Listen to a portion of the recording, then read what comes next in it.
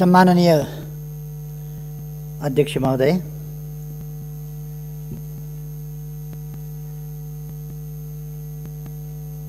सबभन्दा पहिले त हामीले लामो सङ्घर्ष गरेर ल्याएको प्रणाली, हामीले लामो सङ्घर्ष गरेर ल्याएको संविधानले व्यवस्था गरे अनुसार यसपटक स्थायी संसदको रूपमा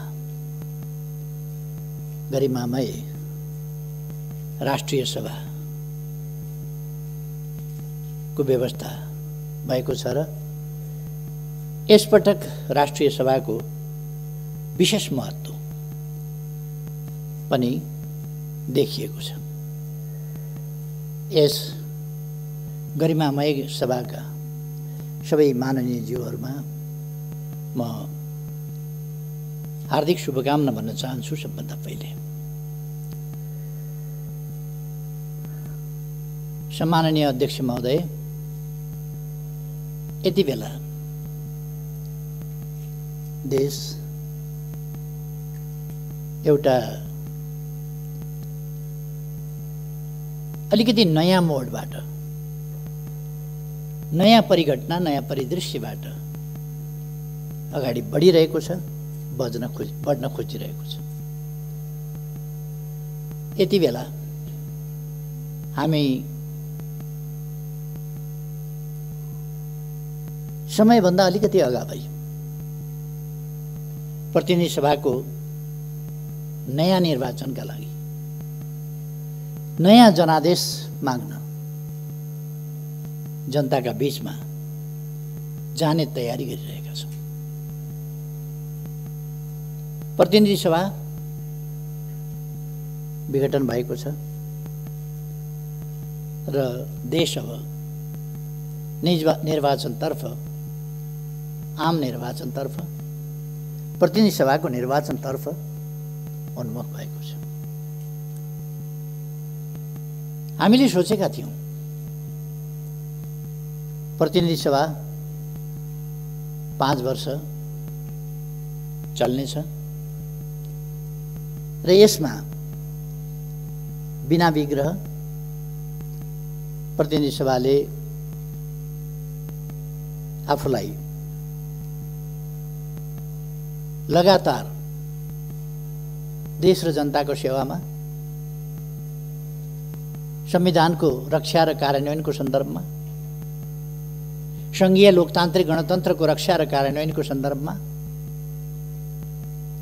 बिना व्यवधान काम गर्न पाउनेछ र हामी त्यसरी काम गरेर अगाडि जानेछौँ भन्ने हामीले सोचेका थियौँ। मैले पनि त्यही सोचेको थिएँ। नेपाली जनताले असाधारण विश्वासका साथ, अत्यन्तै स्नेहपूर्वक हामीलाई जुन अभिभारा सुम्पिएका थिए, त्यस अभिभारालाई हामीले कर्तव्यनिष्ठताका साथ संविधान सम्मत ढङ्गले लोकतान्त्रिक प्रणालीका मूल्य, मान्यता र अभ्यासका सकारात्मक र उन्नत पक्षहरूलाई प्रयोग गरेर सरकार अघि बढिरहेको थियो। तर हामी सबैलाई थाहा छ, सरकारलाई काम गर्न दिने वातावरण बनेन। सरकारलाई काम गर्न नदिने, सरकारलाई काममा व्यवधान खडा गर्ने, जहिले पनि झमेला मात्रै सिर्जना गर्ने,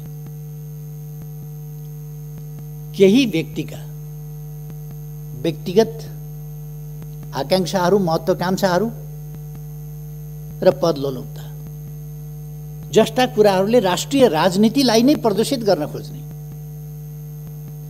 स्थिरता र स्थायित्वतर्फ देशलाई अघि बढ्न नदिएर राजनीतिलाई फेरि बहुमतलाई टुक्र्याउने, बहुमतलाई खण्डित गर्ने, बहुमतलाई ध्वस्त पार्ने र फेरि अस्वस्थ, अनुचित, अलोकतान्त्रिक लेनदेन, गठजोड, जालझेल, टिक्रम, षड्यन्त्रबाट देशको राजनीतिलाई फेरि 6 महिनामा प्रधानमन्त्री फेरिने खालको अस्थिरतातर्फ धकेल्ने, काम हुन नपाउने, जोड घटाउ मोलतोल लेनदेनमै सरकारको समय बित्ने, संसदलाई प्रभावकारी ढङ्गले काम गर्न नदिने, कतिपय विधेयकहरू अड्काइदिने, सरकारले संसद समक्ष प्रस्तुत गरेका प्रस्ताव निर्णयार्थ प्रस्तुत पनि नगरिदिने र यो प्रणाली बैठक भयो भन्ने निष्कर्ष निकाल्न खोज्ने, संविधान बैठक भयो भन्ने निष्कर्ष निकाल्न खोज्ने, संघीय लोकतान्त्रिक गणतन्त्र चल्ने व्यवस्था होइन, यो चल्दैन भन्ने निष्कर्ष निकाल्न खोज्ने त्यस्ता प्रयासहरू भए। मैले धेरै प्रयास गरेँ, धेरै कोसिस गरेँ। वर्षक 5 वर्ष सरकार टिकोस्। स्थिरता र स्थायित्वभन्दा साधारणतया जनताले जे बुझ्छ, जनताको इच्छा थियो 5 वर्ष सरकार टिकोस्। 5 वर्ष सरकार टिकोस् भन्ने हो, सरकार परिवर्तन होस् भन्ने होइन जनताको इच्छा। अस्वस्थ ढङ्गले सरकार परिवर्तन हुनुलाई स्थायित्व र स्थिरता भनिँदैन। लगभग 2/3 प्राप्त सरकार सञ्चालन गर्ने दलभित्रै चरम अस्वस्थताको स्थिति, त्यसले अत्यन्तै असहज वातावरण। मैले अस्ति केही आँकडाहरू निकालेँ, मलाई आफैलाई अचम्म लाग्यो। गएको वैशाख 13 गतेदेखि अस्ति पुष 4 गतेसम्मका बैठक हेर्दा गुटका बैठक, पार्टी विरुद्ध, पार्टीलाई कमजोर पार्ने, गुटमा विभाजित गर्ने त्यस्ता बैठकहरू मात्रै एउटै नेताको घरमा 280 वटा बैठक, वैशाख 13 गतेदेखि पुष 4 गतेसम्म 280 वटा बैठक बसेका रहेछन्। 35 वटा बैठक अन्यत्र बसेका रहेछन्। 2 3 जनाका गुटगत भेटघाट आदिको गिन्ती नगरौँ, त्यस प्रकार भएका थिए र देशलाई अस्थिरतामा लान प्रयासहरू भए। त्यस्तो गर्नु किन परेको थियो? त्यसका पछाडि कुनै जेन्युन कुनै कारण छ? हामीले यस सरकारले विकास निर्माणका कामहरूलाई तीव्रताका साथ अगाडि बढाएको थियो। मैले भन्ने गरेको छु, अघिल्लो पल्ट शिलान्यास गरेर छोडेको रानी पोखरी शिलान्यास गरेको इटा ढुङ्गामा लेउ लागिसकेका थियो, धुलोले पुरिने अवस्थामा थियो, केही पनि काम भएको थिएन, सिनको भाँचिएको थिएन त्यहाँ। अहिले यस अवधिमा हामीले रानी पोखरी तयार गरेर त्यसको उद्घाटन पनि गर्यौँ। 7 लाख घरहरू, भूकम्पबाट क्षतिग्रस्त घरहरू, 7 लाख घरहरू निर्माण गरेर जनतामा वितरण गरियो। विभिन्न ऐतिहासिक, सांस्कृतिक सम्पदाहरू, धरोहरहरूको पुनर्निर्माण भयो र लगभग ठुलो प्रतिशतमा निर्माणको काम सम्पन्न भएको छ। केही ढिलो हुने कामहरू खोप्न पर्ने, उस्तै सामग्री तयार गर्नुपर्ने, कालीगढहरूको अभाव, तिनलाई तालिम दिनुपर्ने जस्ता कुराहरूले गर्दा केही ढिलो हुनु बेग्लै कुरा हो। नत्र काम तीव्र गतिका साथ अगाडि बढेको छ र त्यो साथीहरूले अनुमान गर्नुभएको छ, देख्नु भएको छ। अनुमान भन्दा पनि तपाईँहरूले अनुभव गर्नुभएको छ, त्यो देख्नु भएको छ। तसर्थ काम भएनन् भन्ने होइन। धरहरा को निर्माण सम्पन्न हुने बिन्दुतिर पुगिराखेको छ। साथीहरूले देख्नुभएको छ काठमाडौँको बाटाहरू, काठमाडौँ शहरको ब्युटिफिकेसन, सौन्दर्यीकरणदेखि लिएर अरू कामहरू देख्नुभएको छ। यस बीचमा यो सरकार बन्नभन्दा अगाडि तराईमा कहीँ पनि ढलको व्यवस्था थिएन। अहिले 100 किलोमिटर ढलको व्यवस्था गरिएको छ र तराईका सहरहरू सफा राख्ने काम भएको छ। विराटनगर, जनकपुर, अनेक सहरहरूमा ढलको कामहरू विस्तार भएको छ। गएको आर्थिक वर्षमा मात्रै लगभग 6000 हेक्टर जमिनमा थप सिँचाइको प्रबन्ध भएको छ। विद्युतीकरण 92% भन्दा बढी विद्युतीकरण भएको छ विभिन्न ढङ्गले। सडकहरू गएको एक वर्षमा, गएको एक आर्थिक वर्षको कुरा गर्ने हो भने कोभिडले 4 महिना, अन्तिमका 4 महिनाहरू कोभिडले बर्बाद गर्यो, तैपनि 979 किलोमिटर सडक कालोपत्र गएको वर्ष मात्रै भएको छ। जम्मा 4500 भन्दा बढी किलोमिटर कालोपत्र भएको छ। डबल लेन, 4 लेन र 6 लेनका बाटाहरू, काफी कामहरू भएका छन्। कृषिको आधुनिकीकरणको सम्बन्धमा, व्यावसायिकीकरणको सम्बन्धमा कामहरू भएका छन्। त्यसलाई कार्यान्वयन गर्नका लागि विभिन्न देशहरूसँग हामीले सम्झौताहरू गरेका छौँ। त्यसको आधुनिकीकरण, कृषिको आधुनिकीकरणको सम्बन्धमा अहिले केही दिन अगाडि मात्रै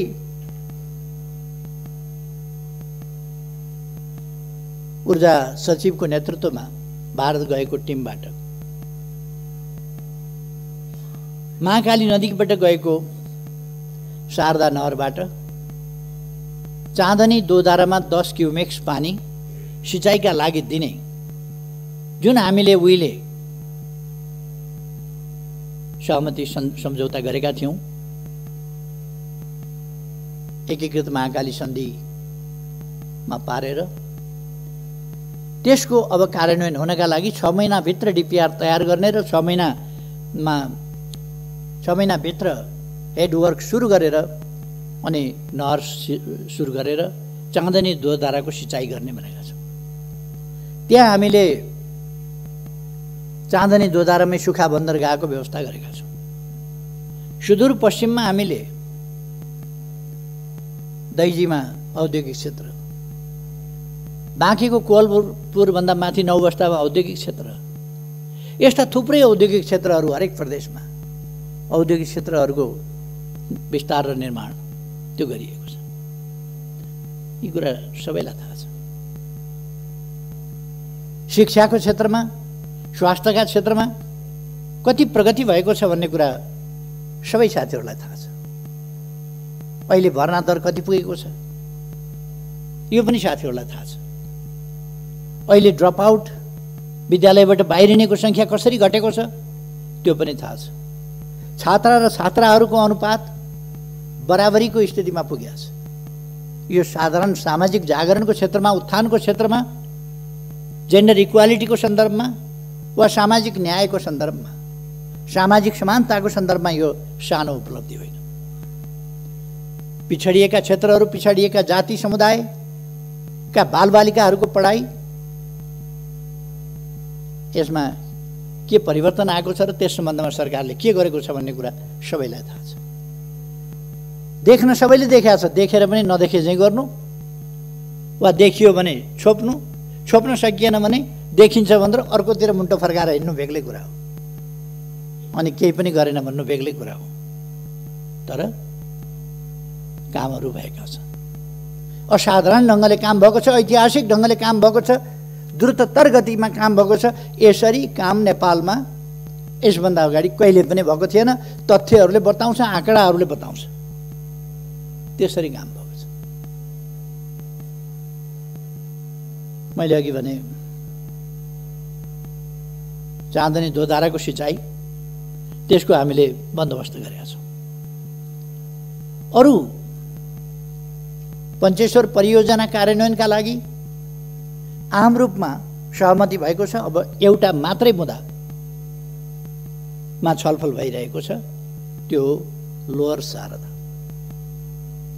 लोअर शारदामा अगाडिदेखि भारतले बाँध बाँधेर महाकाली नदीलाई तल पुगेपछि शारदा भनिन्छ, त्यहाँबाट कर्णाली नदीलाई तल पुगेपछि घागरा भनिन्छ, त्यहाँबाट घागराबाट पनि पानी लगेको छ र शारदाबाट पनि पानी लगेको छ, अथवा महाकाली र कर्णाली दुवै नदीबाट पानी लाने गरेको छ त्यसमा। र त्यसलाई उसले अग्राधिकार आफ्नो हुनुपर्छ। हामीले पहिले तल्लो तटीय राष्ट्रको पहिलेको प्रयोगलाई मान्यता दिने त्यो हक हामीले पाउनुपर्छ भनेर भारतले भनिरहेको छ र हामी त्यसको असर के पर्छ भन्ने कुराहरूको छलफल गरिरहेका छौँ। यो एउटा छलफलको विषय चलिरहेको छ। अरू विषयहरू लगभग मूल विषयहरू टुङ्गिएका छन्। तसर्थ हामी विभिन्न ढङ्गले अगाडि बढेका छौँ। कतिपय मानिसहरूले मलाई सोध्ने गर्छन्, तपाईँ प्रधानमन्त्री भएपछि भारतसँगको सम्बन्धमा व्यापक छलफल किन हुन्छ, बेसरी बहस किन हुन्छ, तपाईँ प्रधानमन्त्री भएपछि नै किन हुन्छ?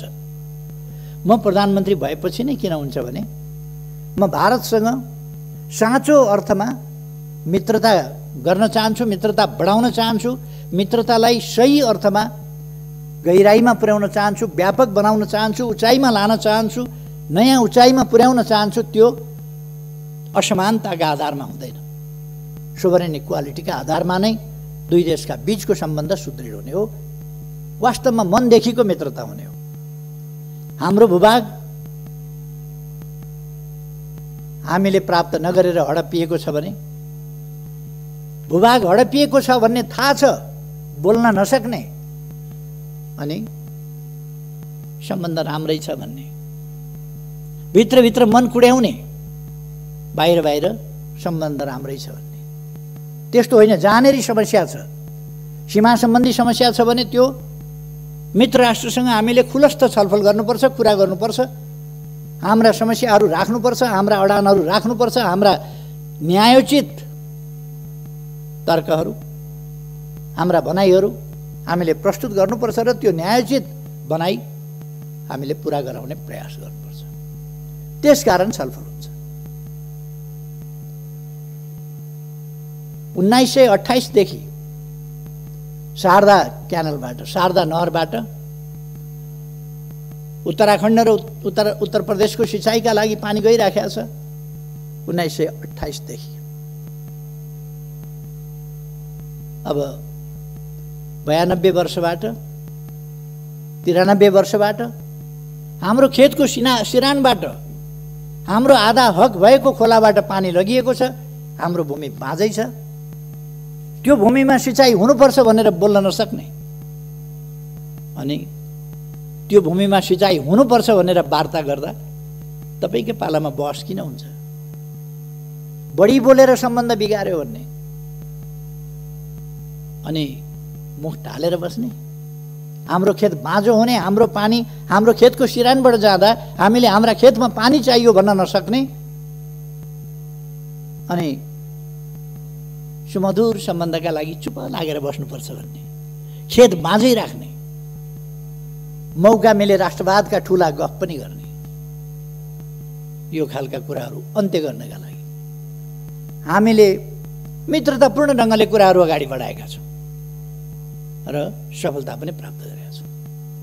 केही मानिसहरूलाई लागेको थियो हाम्रो भूभाग सामेल गरेर दोधारा चाँदनी, के अरे लिम्पियाधुरा, लिपुलेख र कालापानी हाम्रा भूभाग सामेल गरेर नक्सा प्रकाशन गरेपछि अब सम्बन्धहरू बिग्रिन्छन्, बिग्रिए भनेर बिग्रिँदैन। हामीले अर्काको भूमि क्लेम गर्यौँ भने, अर्काको भूमिमा दाबी गर्यौँ भने सम्बन्ध बिग्रिन्छ। हाम्रो भूमिमा, सही भूमिमा दाबी गर्यौँ भने, सुगौली सन्धिबाट हामीले प्राप्त गरेको त्योभन्दा उताको त हामीले छोड्नु पर्यो। त्योभन्दा अगाडि कुमाउँ गढवालसम्म हाम्रो थियो, तर सुगौली सन्धि हामीले गरेपछि महाकाली पूर्वको मात्रै हाम्रो भूभाग भयो। 1816 देखि त्यही पनि त्यसपछि 146 वर्षसम्म हामीले त्यसलाई बोक्चलन गरिरहेका थियौँ। 146 वर्षसम्म बोक्चलन गरेका थियौँ। तर गत 58 वर्षदेखि हाम्रो भूभाग भारत र चीनको लडाईँका बेला भारतीय फौज कालापानीमा आएर बसेपछि नेपालका शासकहरूले बोल्न सकेनन्। लिपुलेख र लेम्पियाधुरा त्यसको पारिपट्टि पर्यो, कालापानीमा फौज छ। त्यसो भएर हामीले सुगौली सन्धिभन्दा पछि 146 वर्षसम्म हामीले उपभोग गरेको हाम्रो भूभाग हाम्रो नक्साबाट पनि गायब गरिएको थियो। त्यसकारण हामीले हाम्रो नक्सामा सामेल गर्यौं, संविधानमा राख्यौं र अब तत्सम्बन्धमा मित्रतापूर्ण ढङ्गले प्रमाण तथ्यका आधारमा छलफल हुँदैछ र हामी त्यो भूभाग कायम गरेर छोड्छौं। हाम्रो स्वामित्वमा, हाम्रो अधीनमा, नक्सामा मात्रै होइन, व्यवहारमा हाम्रो भूमि हामी कायम गरेर छोड्छौं। कतिलाई त्यसले छटपटी भयो, नक्सा छापियो, भूभाग सामेल गरेर आफ्नो वास्तविक भूमि सामेल गरेर नक्सा छापियो। त्यो नक्सा छापिएपछि संविधान संशोधन भयो। हाम्रो निशान छापमा त्यसलाई सामेल गरियो, संविधानको अङ्ग बनाइयो। यी सबै कुराले कतिपयलाई छटपटी हो। पहिलोपल्ट संविधान जारी गर्न पहल गरे बापत, संविधान दृढतापूर्वक जारी गर्न अगुवाई गरे बापत, त्यस बापत लगाइएको नाकाबन्दीको दृढतापूर्वक सामना गरे बापत, एउटा देश बेष्टित नेपाललाई अर्कोतिरबाट पनि यातायात र पारवहनको सन्धि गरेर भूपरिवेष्टित होइन, भूजडित देशको रूपमा परिवर्तन गरेपछि, माथि उठाएपछि, उत्तरी सिमानाका पनि थुप्रै नाकाहरू खोलेर हाम्रो उत्तरी क्षेत्रको जनजीवनलाई सहज सरल बनाउने अभियान सुरु गरेपछि, यस्ता थुप्रै कामहरू भएपछि हामीले रेल, पानी जहाज, जलमार्ग आदि समेतको उपभोग गर्ने भएपछि, संसद भवन पनि बनाउँछु भनेपछि, मन्त्री क्वार्टर पनि पुरानो भयो त्यसलाई पनि व्यवस्थित गर्छु भनेपछि, सांसद क्वार्टरहरू पनि बनाउँछु भनेपछि, सभा हलहरू पनि काठमाडौँमा बनाउँछु भनेपछि, लुम्बिनीमा बेग्लै परिवर्तन ल्याउँछु भनेपछि, लुम्बिनीमा 5000 अट्ने ध्यान केन्द्र र सभा हल निर्माण गर्छु भनेपछि, लुम्बिनीको उराट लाग्दो सिसौ गारीलाई एउटा बगैँचाको रूपमा परिणत गर्छु, बुद्ध भूमिको रूपमा भनेपछि, लुम्बिनीको एयरपोर्ट शीघ्र तयार गरेर त्यसलाई एउटा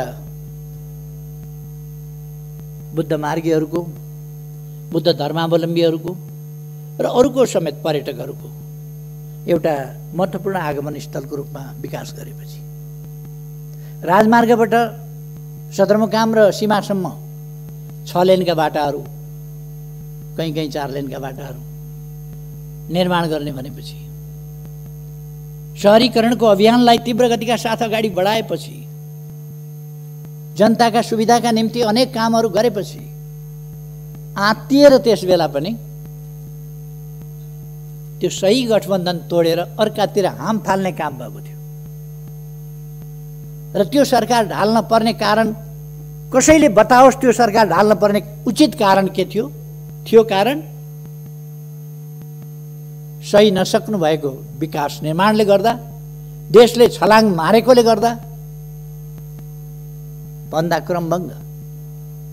क्रमभङ्ग त भएको थियो नि, छलाङ त मारेको थियो नि, तर त्यसले महाविपत्तितिर देशलाई लगेको थिएन। त्यसकारण आपद पर्यो र त्यो सरकार ढालिएको थियो। यसपल्ट पनि विकास निर्माणका कामहरू तीव्रताका साथ हुँदैछन्। तातो पानी बाटो बन्दैछ। केरुङतिर अब टनेलबाट पनि जाने, टनेल मार्गको पनि सर्वे भइरहेको छ। टनेल मार्गबाट पनि हामी केरुङ जान्छौँ र 1 घण्टाभित्र अब चिनिया बोर्डरमा जान्छौँ। कुनै पनि समयमा आवागमन अवरुद्ध नहुने किमाथाङ्काको बाटो हामी तयार गर्दैछौँ। ओलाङचुङ घोलाको बाटो हामी तयार गर्दैछौँ। महाकाली करिडरको बाटो हामी तयारी गर्दैछौँ। महाकालीको पुल तपाईँहरूले हेर्नुभएको होला, निर्माण भइसक्न लागेको छ। आधाभन्दा बढी निर्माण भइसकेको छ। स्ल्याबहरू हाल्ने सबै अलिकति केही कामहरू बाँकी छ, त्यो पनि तयार हुन लागेको छ। झोलुङ्गे पुलले विस्थापित गर्ने तुइनहरूलाई टायरबाट तर्न पर्ने, दुःखद स्थितिको अन्त्य गर्ने, तुइनबाट तर्न पर्ने महाकालीको स्थितिलाई अन्त्य गर्नका लागि त्यहाँ पुलहरू बनेका छन्। अनि छटपटी हो, के भनेर आलोचना गर्ने होला, के भनेर होच्याउने होला, उपलब्धिहरूलाई के भनेर ओझ्यालमा पार्ने होला, भिजनलाई के भनेर ओझ्यालमा पार्ने होला। यसै काममा केही मानिसहरू लागे, ईर्ष्या र डाले। अनि स्थिरता स्थायित्व हुन नदिनका लागि निर्वाचनबाट आएको प्रधानमन्त्रीलाई बीचमा षड्यन्त्र गरेर प्रधानमन्त्री हट्नुपर्छ कि हट्नुपर्छ,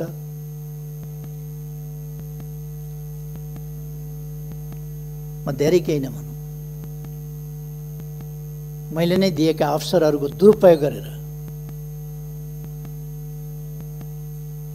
उही सिंह बनाइदियो, सिंहले आफैलाई झम्टिने स्थिति,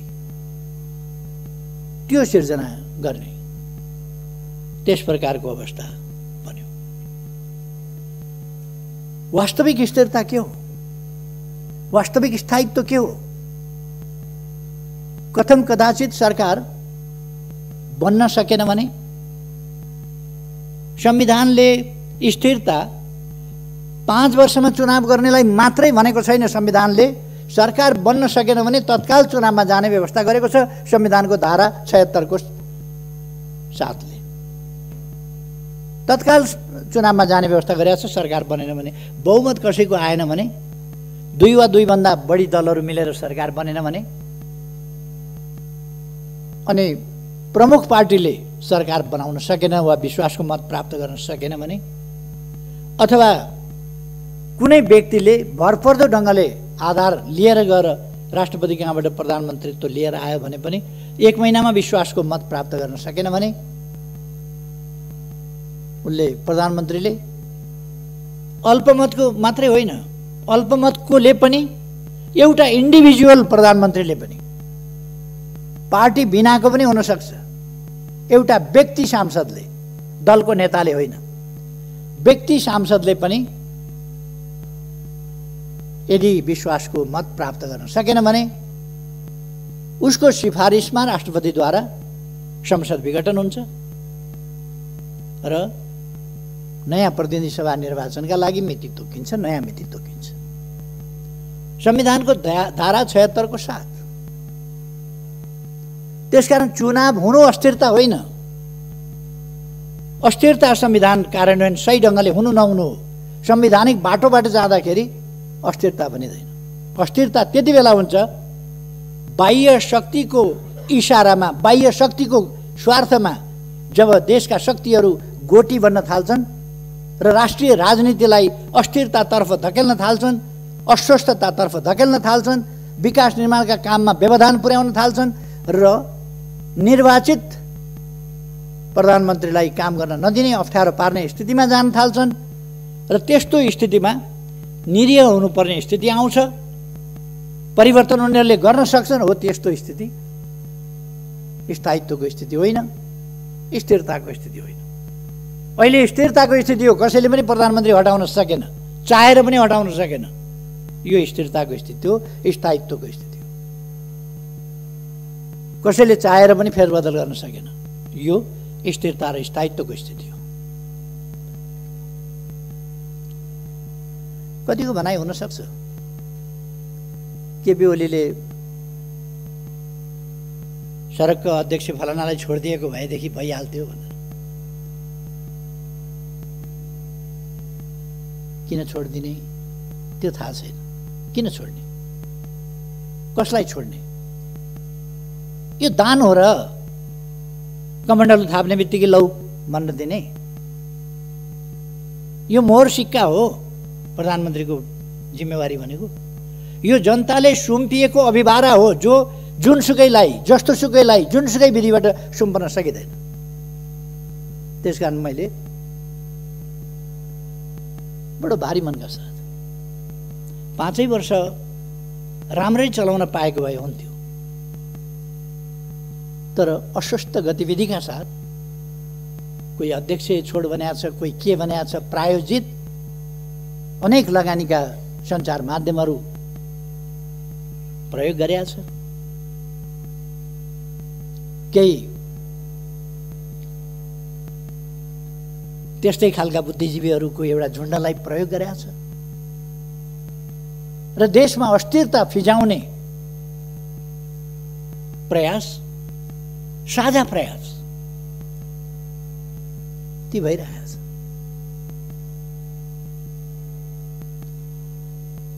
तपाईहरु यसै हेर्न सक्नुहुन्छ।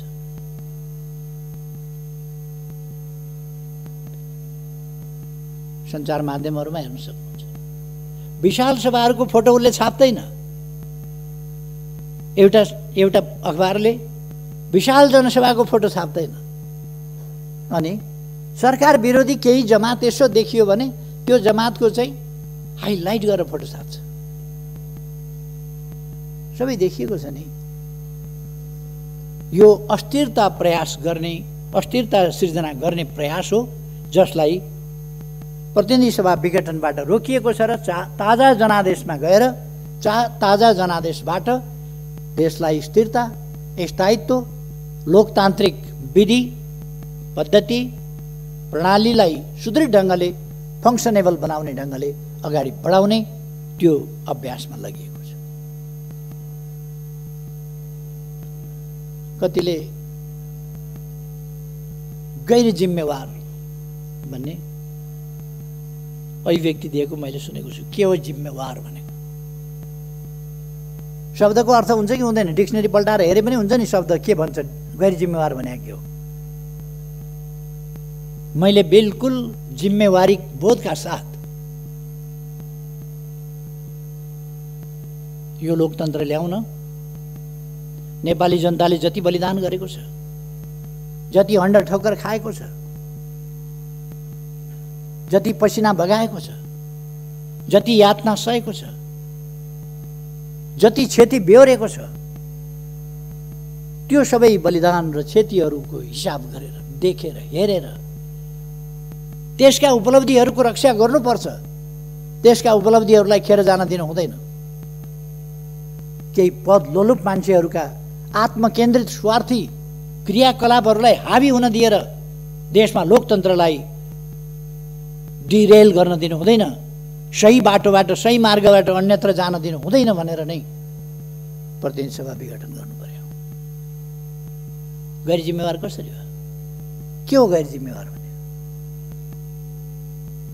बिल्कुल जिम्मेवारीका साथ, कर्तव्य बोधका साथ यो काम गरियो। निर्वाचनमा जाउँ,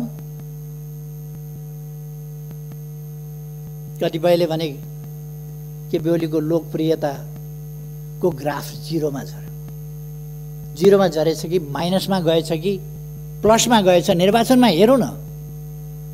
अब गफ फिट्ने दिन गए। अब गफ फिटेर हुँदैन। अब मैदानमा मैले कतिपय ठाउँमा बोल्दाखेरि भन्ने गरेको छु। यो रेस्लिङ खेल्दाखेरि त्यो रेस्लरहरू कहिले कहिले खुब आफ्नो फुर्ती देखाउँछ। फुर्ती देखाएर खेल्नु कता छ त्यो बेल्ट चाहिँ पहिले लिएर यस्तो गरेर आफूले लगाइटोपल्छ अनि रेफ्रीले त्यो बेल्ट खोसेर पछि जित्यौ भने लाउला भनेर राख्छ।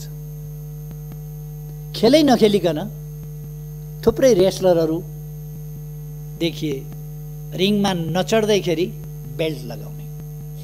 अब मैदान घोषणा गरिएको छ, रिङ तयार भएको छ, रिङमा आउनुहोस्, त्यहाँ जितेर अनि लगाउनुहोस् न रेस्लिङको बेल्ट।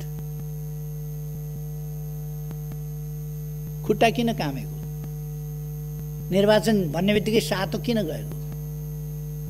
जनताका बीचमा जाने भन्ने बित्तिकै, ताजा जनादेश लिने भन्ने बित्तिकै अन्त कहीँ जाने भनेको त होइन नि। अरू कुनै प्रभुका चरणमा जाने भनेको त होइन नि। जनताका शरणमा जाने भनेको, जनताका बीचमा जाने भनेको, नेपाली जनताको अभिमत लिने भनेको। केपी ओलीले गल्ती गरेको रहेछ भने नेपाली जनताले त्यसको दण्ड देला।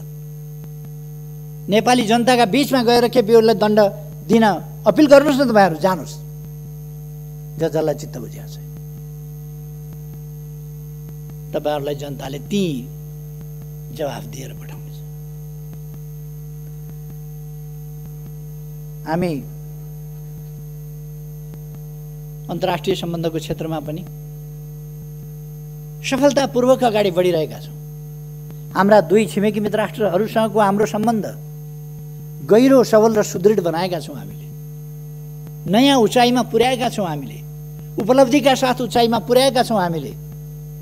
र हाम्रा मैत्रीपूर्ण संवादहरू अगाडि बढिरहेका छन्, समस्या समाधानको दिशामा अगाडि बढिरहेका छन्, उपलब्धिका साथ अगाडि बढिरहेका छन्। र हामी कहीँ कतै समस्याहरू देखा परे भने तिनको संवादबाट, वार्ताको माध्यमबाट समाधान गरिरहेका छौँ। अनि कुरा लगाएर हुँदैन, काम गरेर हुन्छ। कुरा फिटेर हुँदैन, काम काटेर हुन्छ। अब त्यसकारण म कुरा फिट्ने मित्रहरूलाई भन्न चाहन्छु, काममा तुलना गरौँ। कुनै पनि समयका कुनै पनि सरकार, कसैको पनि नेतृत्वको सरकार भन्दा, कुनै पनि अवधिको भन्दा यति बेलाका कामहरूको तीव्रता। अहिले कोभिड-19 छ, फेरि पनि हामीले कोभिड-19लाई अहिले पनि हामी सोशल डिस्टेन्स मेन्टेन गरेर बसिरहेका छौँ। कोभिड-19लाई हामीले जनतामा जागरण फैलाएर, चेतना फैलाएर, सामाजिक दूरी कायम गर्न आग्रह गरेर, हात धुन अनिवार्य, हात धुन आह्वान गरेर, मास्क लगाउन आग्रह गरेर र विभिन्न जडीबुटी जन्य कुराहरूको प्रयोग गर्न, तातो पानीले घाँटी नाक मुख सफा गर्न सिकाएर कोभिडको सामना गरिरहेका छौँ। र कोभिड एकपल्ट वात्तै बढेको देखिए पनि फेरि कोभिड कम हुँदै गएको छ। हामी अब भ्याक्सिन ल्याउने तयारीमा छौँ, छिटै भ्याक्सिन ल्याउँछौँ र भ्याक्सिन ल्याइसकेपछि कोभिडको ठुलो समस्या रहँदैन। कोभिडको समस्या हामी समाधान गर्छौँ। मैले कोभिड सुरु हुने बित्तिकै भने सबभन्दा महत्त्वपूर्ण यस सरकारलाई नेपाली जनताको ज्यान छ। नेपाली जनताको जीवन सबभन्दा महत्त्वपूर्ण कुरा हो। सबभन्दा महत्त्वपूर्ण जीवन सुरक्षा पहिलो कुरा हो, पहिलो कर्तव्य हो सरकारको। हामी त्यसै गरी काम गर्छौँ। र हामीले त्यस मूल मन्त्रलाई नै ध्यानमा राखेर जनताको जीवन रक्षा, निःशुल्क स्वास्थ्य उपचार, भविष्यका लागि हामीले के गरेका छौँ त्यो साथीहरूले देख्नुभएको छ, सुन्नुभएको छ, थाहा पाउनुभएको छ। एकै दिन हामीले 396 अस्पतालहरू शिलान्यास गर्ने कार्यक्रम राखेका थियौँ। तर विभिन्न कारणले अर्को दिन गर्नु पर्यो, केही ठाउँहरूमा तयारी नपुगेर 309 स्थानमा एकै दिन 309 स्थानमा हामीले शिलान्यास गऱ्यौँ अस्पतालहरू। नेपालको इतिहासमा यस्तो रेकर्ड खोज्नुहुन्छ एक दिनमा होइन, वर्ष दिनमा 309 अस्पताल शिलान्यास भएको कुनै वर्ष देखाउनुहुन्छ? तर अहिलेको सरकार एकै दिनमा 309 अस्पताल शिलान्यास गर्छ। एक वर्षमा कसैले गरेको थियो? अनि यी कुराहरू त गर्न भएन। अनि जनताले नबुझ्ने, जनताका सरकार नभएका, विधि पद्धति के बुझ्ने जनताले? पद्धति न पद्धति लाउन हुन्छ न पद्धति खाना हुन्छ। बिचरा जनतालाई सुनाइदिएको छ विधि पद्धति। रोजगारीका कुरा गरौँ, गरिबी हटाउने कुरा गरौँ, खानाका कुरा गरौँ, वस्त्रका कुरा गरौँ, आवासका कुरा गरौँ, छोराछोरी पढाउने कुरा गरौँ, बिरामी हुँदा उपचार गराउने कुरा गरौँ, जनताका अधिकारका कुरा गरौँ, समानताका कुरा गरौँ, हिमाल पहाड तराई सबै क्षेत्रको उत्थानका कुरा गरौँ, पूर्व पश्चिम मेची महाकाली सबै ठाउँको उत्थानका कुरा गरौँ, सबै जातिका सबै भाषा बोल्ने, सबै आस्था विश्वासका जनता, सबै पेशा व्यवसायका जनताको उत्थानको कुरा गरौँ।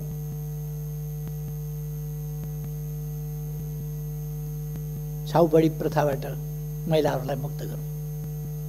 समानताका अधिकारतर्फ, महिला सशक्तिकरणको बाटोबाट, महिला शिक्षाको बाटोबाट, सामाजिकरणको बाटोबाट, सहभागिताको बाटोबाट महिलाहरूको आत्मविकास, क्षमता र आत्मविश्वास विकास गर्दै सहभागिता वृद्धि गरौँ। अनि मात्रै हामी देश विकास गर्न सक्छौँ। देशका सबै जनतालाई सक्षम बनाऊ। हाम्रा भविष्य बालबालिकाहरूको विशेष हेरचाह गरौँ। त्यसकारण सरकारले बालबालिकाको हेरचाहका लागि गर्भावस्थादेखि जीवन पर्यन्त विभिन्न प्रकारका कार्यक्रमहरू ल्याएको छ। अहिले समय अभावमा म ती सबै कुराहरूमा जान चाहन्छु। सरकारले गरेको छ अनेक कार्यक्रमहरू यहाँहरूले देख्नु भएको छ। हामीले जाति जनजातिहरूका भावनाहरूको सम्मान गरेका छौँ। आज मात्रै बसेको मन्त्री परिषद बैठकले माघीको दिनलाई एउटा राष्ट्रिय उत्सवको रूपमा मनाउन, माघीको दिन सार्वजनिक बिदा दिने निर्णय गरेको छ। यो खाली थारू जातिको लागि मात्रै होइन, अरू अनेक जात जातिहरूका लागि माघे सङ्क्रान्ति सबैले मनाउँछ। र थारू जातिका लागि, अरू कतिपय जातिहरूका लागि यो विशेष चाड हो, विशेष पर्व हो। त्यसकारण हामीले माघीको बिदा गर्न रहेका छौँ। अथवा जनताको भावनाप्रति, जनताका समस्याप्रति, जनताको आस्थाप्रति यो सरकार अत्यन्तै संवेदनशील छ, सजग छ र त्यसमा क्रियाशील पनि छ। तसर्थ म आग्रह गर्न चाहन्छु, कुनै भ्रममा पर्नुपर्ने जरुरी छैन। केही आरोपहरू मान्छेहरूले उछालेका छन्, यो विघटन असंवैधानिक छ भनेर, संविधान विपरीत छ भनेर। त्यस्ता मान्छेहरूलाई म संविधान राम्ररी पढ्न सुझाव दिन चाहन्छु। कमसेकम संविधान पढ्नुहोस् अनि संविधान सम्मत छ कि छैन भन्ने बहसमा उत्रिनुहोस्। संविधान सम्मत छ कि छैन भन्ने कुरा आग्रहपूर्ण ढङ्गले सम्मानित सर्वोच्च अदालतलाई दबाव दिने ढङ्गले, स्वतन्त्र ढङ्गले न्याय निरूपण गर्न बाधा पुर्याउने हिसाबले काम भइरहेका छ। कुनै अधिवक्ता प्रधान न्यायाधीशलाई वर्तमान र भविष्य सम्झिएर फैसला गर्नुहोस्, यो भनेको धम्की होइन। वर्तमान र भविष्य सम्झिएर फैसला गर्नुहोस् प्रधान न्यायाधीशलाई भन्ने एउटा वकिलले। अराजकताको पनि हद हुन्छ। केही वर्ष न्यायालयमा जागिर खाने बित्तिकै अहिले पनि आफै न्यायालयमा छु भने जस्तो गरेर केही पूर्व न्यायमूर्तिहरू कस्तो न्याय दिनुभएछ उहाँहरूले आफ्नो समयमा भन्ने मलाई अचम्म लाग्छ। कस्तो न्याय दिनुभयो होला। सडकमा ओर्लिएर न्यायालयलाई, स्वतन्त्र न्यायालयलाई उहाँहरू ललकारिरहनु भएको छ। यस्तो हुन्छ, यस्तो हुँदैन। के सर्वोच्च अदालतमा वकालत नपढिकन पुग्नुभएको छ मान्छे? बिना अनुभव पुग्नुभएको छ मान्छे? के त्यो पत्रकार सम्मेलन गर्ने र वक्तव्यबाजी गर्नेहरूले मात्रै कानुन पढाएको छ, अरूले पढाएको छैन? उहाँहरूले दबाब दिने मनसायले काम गर्नुभएको छ। राजनीतिक पक्षधारताको हिसाबले काम गर्नुभएको छ। स्वतन्त्र देखिने, नागरिक समाज भनिने, बुद्धिजीवी भनिने अनि पक्षधर्ताका साथ आफ्नो हैसियतको दुरुपयोग गरेर न्यायालयलाई दबाबमा पार्न खोज्ने। म भन्न चाहन्छु, न्यायालयले दबाबमा पर्न हुँदैन। सरकार र मैले नेतृत्व गरेको पार्टी नेकपा, त्यसले अदालतको स्वतन्त्रता, स्वतन्त्र न्यायपालिका, शक्ति पृथकीकरणको सिद्धान्त त्यसलाई मान्दछ, त्यसलाई कदर गर्छ, सम्मान गर्छ। अहिलेको संविधानले संवैधानिक विषयहरूमा संवैधानिक इजलास गठन गरेर त्यसबाट फैसला हुने भनेको छ। अब त्यसबाट गर्न पाइँदैन भनेर एक थरी कहाँ कानुन पढेछन् तिनीहरूले? संवैधानिक इजलासको व्यवस्था संविधानको व्यवस्था हो कि होइन? अनि बकवास गरेर हिँड्ने। वास्तवमा यी तरिकाहरू उपयुक्त होइनन्। म सबैलाई आग्रह गर्न चाहन्छु, लोकतन्त्रमा शक्ति पृथकीकरण भन्ने एउटा सिद्धान्त हुन्छ। व्यवस्थापिका, कार्यपालिका, न्यायपालिका। न्याय गर्ने कुरामा वकालतनामा गरेका वकिलहरूले, वकालतनामा भरेका वकिलहरूले बहस गर्नु, अदालतले मागेका, अदालतका सहयोगीको रूपमा मागेका एमिकस क्युरीले बहस गर्नु, सरकारी वकिलले बहस गर्नु, स्वतन्त्र अधिवक्ताहरूले बहस गर्नु एउटा कुरा हुन्छ। न्याय गर्ने कुरामा त्योभन्दा पृथक ढङ्गले अदालतलाई दबाब दिने खालका गरेका वकिलहरूले, वकालतनामा भरेका वकिलहरूले अझ अदालतले सडकबाट फैसला गर्ने, अदालतका सहयोगीको रूपमा मागेका प्रतिनिधि सभा विघटन भयो, मुद्दा हाल्न जाने, सरकारी विघटन भएको छैन, हामी प्रतिनिधि सभा बस्छौँ स्वतन्त्र पनि भन्दै गर्ने, अधिवक्ताहरूले बहस सडकमा जान्छौँ पनि भन्दै गर्ने, अदालत जान्छौँ पनि भन्दै गर्ने कुरामा त्योभन्दा पृथक ढङ्गले अदालतलाई दबाब। किन यस्तो परिस्थिति आयो होला?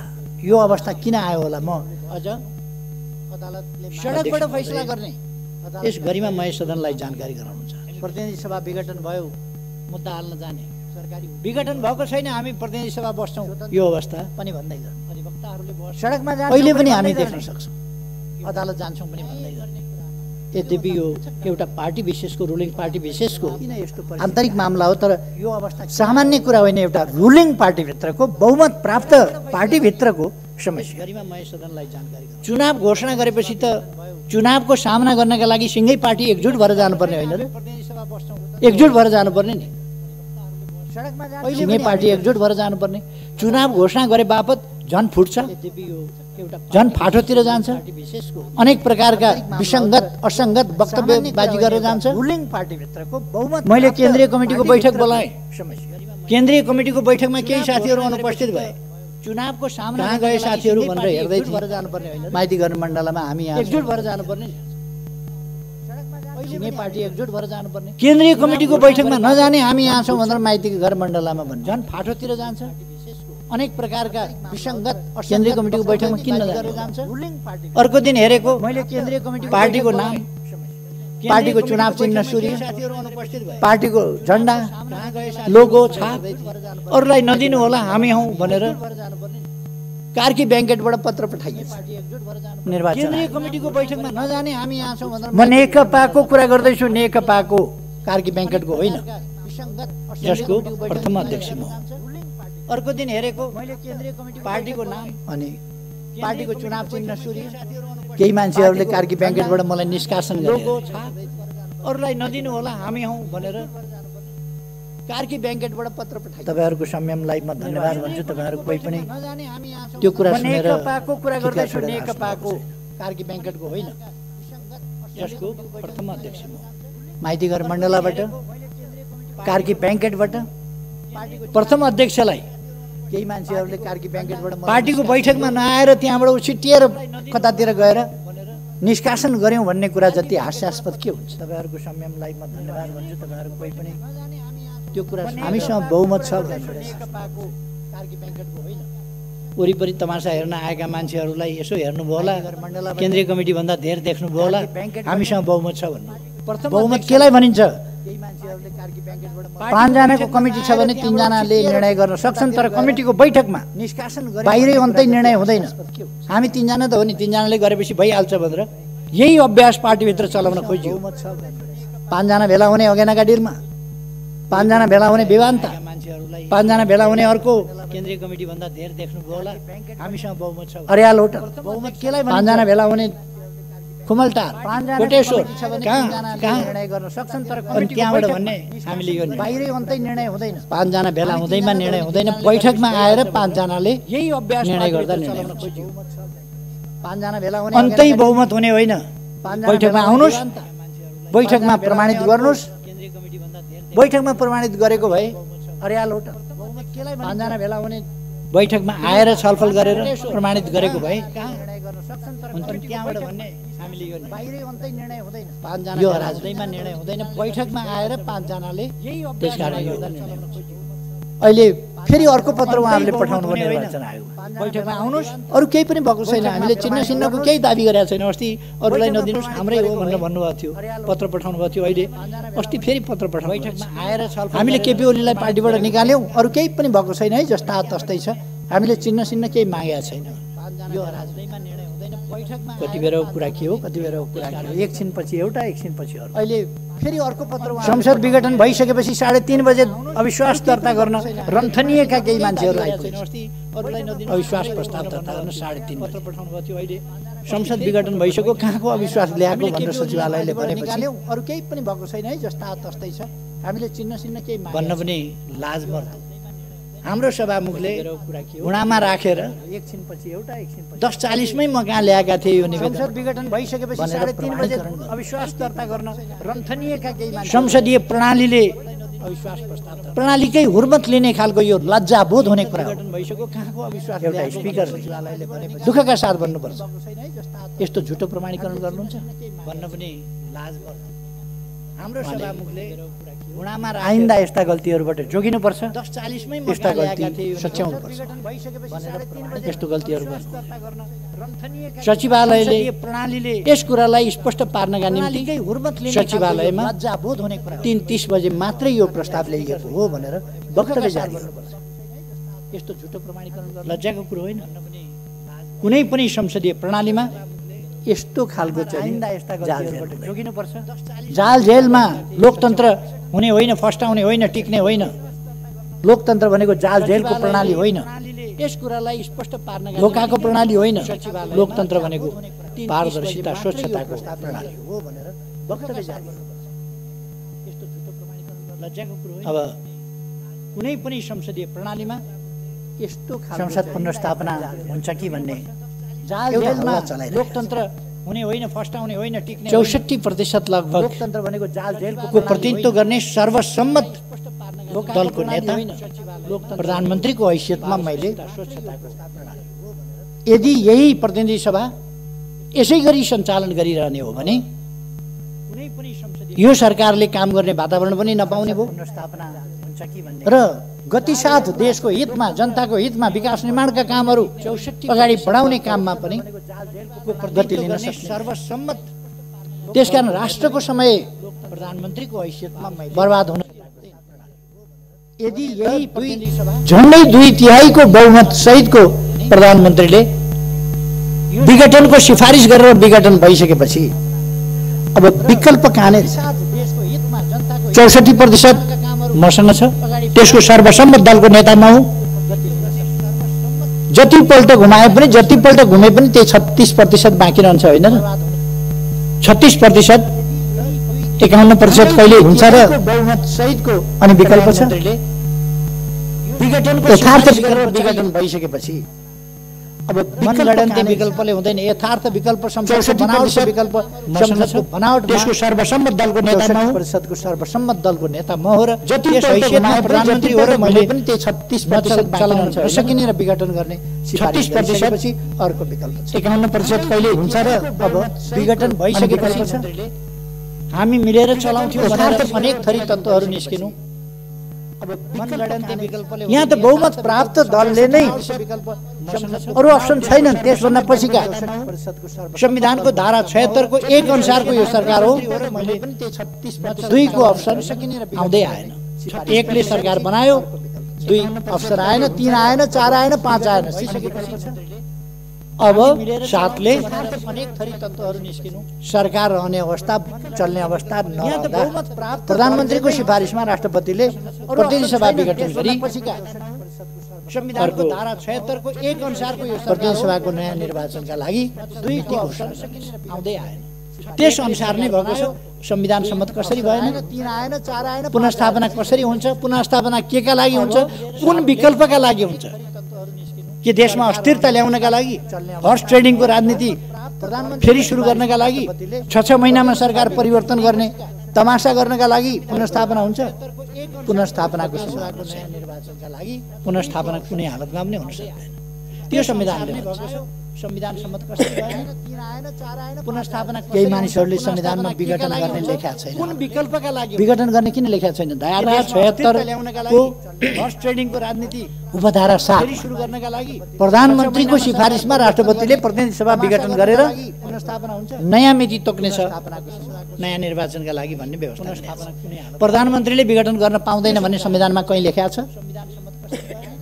संविधानको धारा 85 ले भन्छ 85 ले अगावै विघटन भएमा बाहेक 76 अगावै विघटन हुने कल्पना त संविधानले गर्यो उपधारा 7 अगावै विघटन भएमा बाहेक यस प्रतिनिधि सभाको कार्यकाल 5 वर्षको हुन्छ अगावै विघटन भएमा बाहेक अगावै विघटन हुँदाखेरि प्रधानमन्त्रीले विघटन गर्न पाउँदैन भने 3 वर्षको मात्रै पनि हुँदो रहेछ संविधानको धारा अगावै विघटन हुँदा चाहिँ झन्डै 3 वर्षको मात्रै पनि हुँदो रहेछ अगावै विघटन भएमा त्यसकारण अगावै विघटन भएमा बाहेक कल्पना त संविधानले गर्यो अर्को कुनै विकल्प अगावै विघटन भएमा बाहेक अर्को कुरा प्रतिनिधि सभाको कार्यकाल 5 वर्षको हुन्छ देशको कार्यकारी अधिकार बाहेक अगावै विघटन यो राजनीतिक प्रश्न हो यो संवैधानिक र कानुनी प्रश्न वास्तवमा होइन यो राजनीतिक प्रश्न हो देश कसरी चल्छ कसरी चलाउनु पर्छ यो राजनीतिक प्रश्न हो र यस राजनीतिक प्रश्नलाई कानुनी प्रश्नको रूपमा संवैधानिक प्रश्नको रूपमा अदालतले इन्टरटेन गरिरहनु भन्दा यसलाई केही भनिरहनु नपर्ने भनेर बर्खास्त गर्नुपर्छ खारिज गरिदिनुपर्छ किनभने यो पोलिटिकल डिसिजन हो यो पोलिटिकल डिसिजनले पोलिटिक्सलाई संविधान सम्मत ढङ्गले लोकतान्त्रिक प्रणालीको राजनीति अन्तर्गत अभ्यासमा अगाडि जान दिनुपर्दछ त्यसकारण यो त्यसै गरी जान्छ यो पोलिटिकल डिसिजन हो यो आवश्यकताको सिद्धान्त अनुसार हो यो प्रधानमन्त्रीले संविधानका विभिन्न ठाउँमा लेखेको छ प्रिएम्बलदेखि विभिन्न धाराहरूमा लेखिएको छ कार्यकारी अधिकार मन्त्री परिषदमा रहनेछ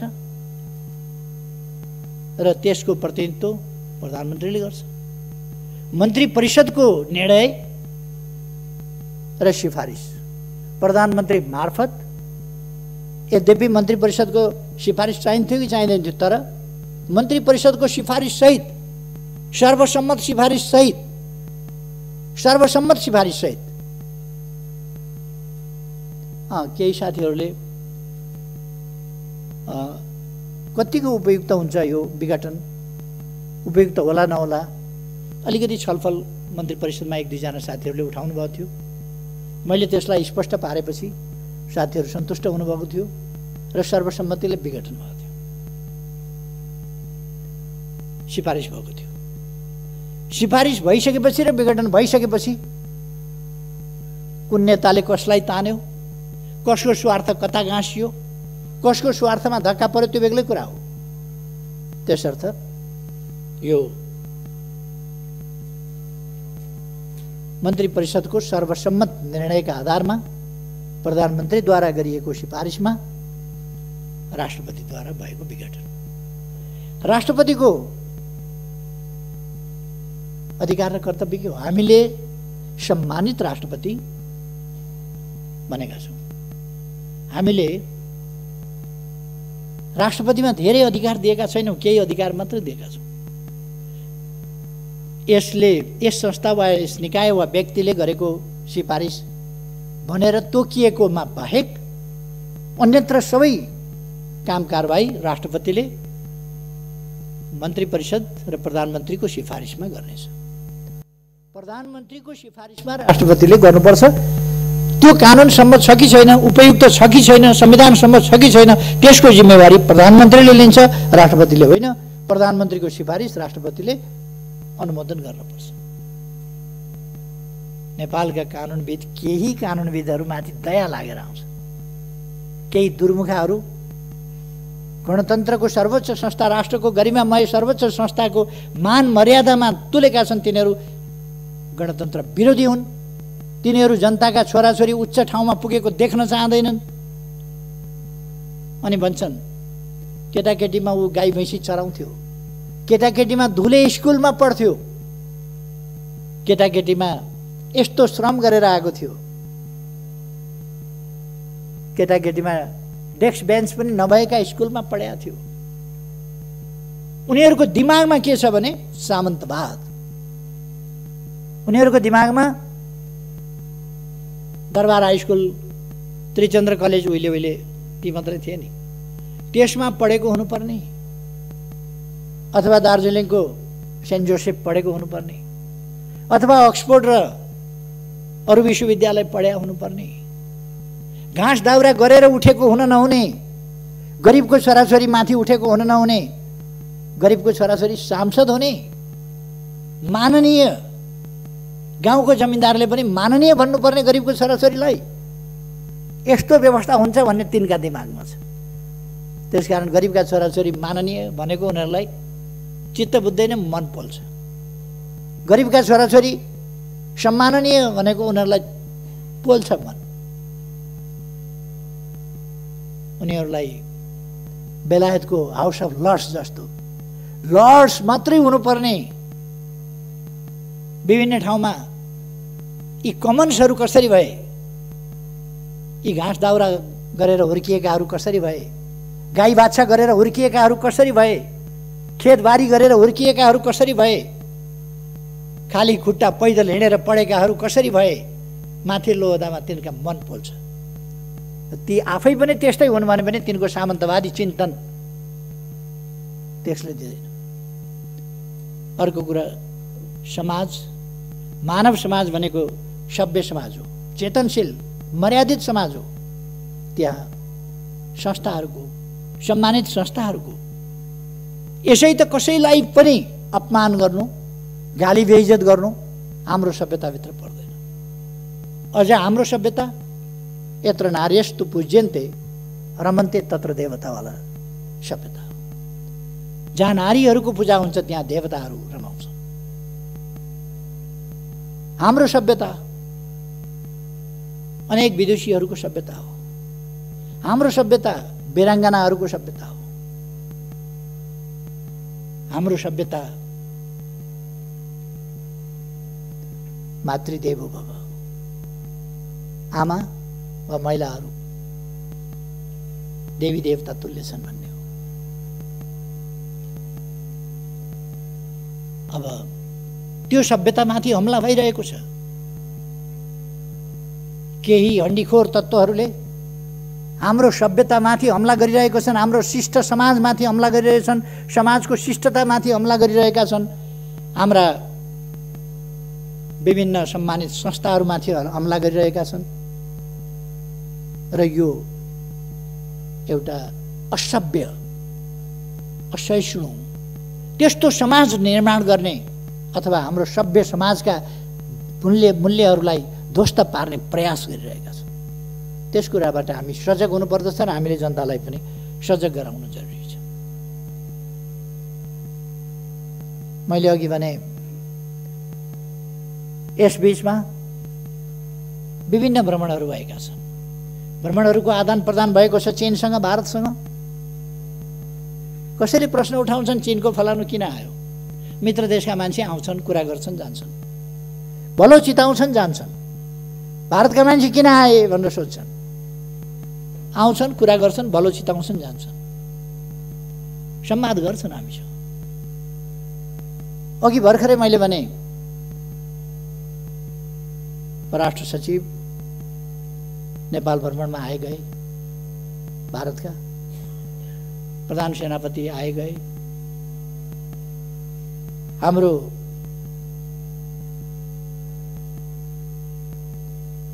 तर्फबाट पनि त्यस्तै आदान प्रदानहरू भए।